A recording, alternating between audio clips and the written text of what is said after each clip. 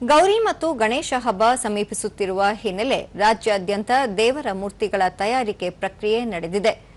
ಸರ್ಕಾರದ ಸೂಚನೆಯಂತೆ ಚಿಕ್ಕೋಡಿಯಲ್ಲಿ ಪರಿಸರ ಸ್ನೇಹಿ ಗಣೇಶ ಮೂರ್ತಿಗಳನ್ನು ವಿವಿಧ ವಿನ್ಯಾಸಗಳಲ್ಲಿ ತಯಾರಿಸಲಾಗುತ್ತಿದ್ದು, ಇವು ಪ್ಲಾಸ್ಟಿಕ್ ಮತ್ತು ರಾಸಾಯನಿಕ ಮುಕ್ತವಾಗಿವೆ.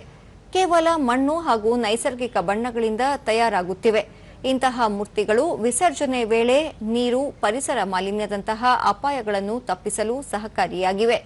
ಪರಿಸರ ಸ್ನೇಹಿ ಮೂರ್ತಿಗಳನ್ನು ತಯಾರಿಸುವಂತೆ ಚಿಕ್ಕೋಡಿ ಪಟ್ಟಣದಲ್ಲಿ ಪುರಸಭೆಯ ವತಿಯಿಂದ ಕುಂಬಾರರಿಗೆ ಉತ್ತೇಜನ ನೀಡಲಾಗುತ್ತಿದೆ. ಜೊತೆಗೆ ಮಣ್ಣಿನ ಮೂರ್ತಿಗಳ ಬಳಕೆ ಮಾಡುವಂತೆ ಪುರಸಭೆಗಳಿಂದ ಸಾರ್ವಜನಿಕರಲ್ಲಿ ಜಾಗೃತಿ ಮೂಡಿಸಲಾಗುತ್ತಿದೆ.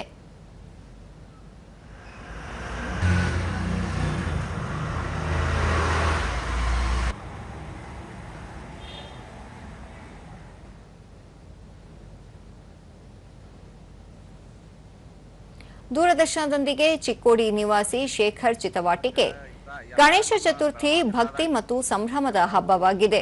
ಎಲ್ಲರೂ ಮಣ್ಣಿನ ಗಣೇಶ ಮತ್ತು ಗೌರಿ ಮೂರ್ತಿಗಳನ್ನು ಬಳಸಿ ಹಬ್ಬವನ್ನು ಅರ್ಥಪೂರ್ಣವಾಗಿ ಆಚರಿಸಬೇಕು.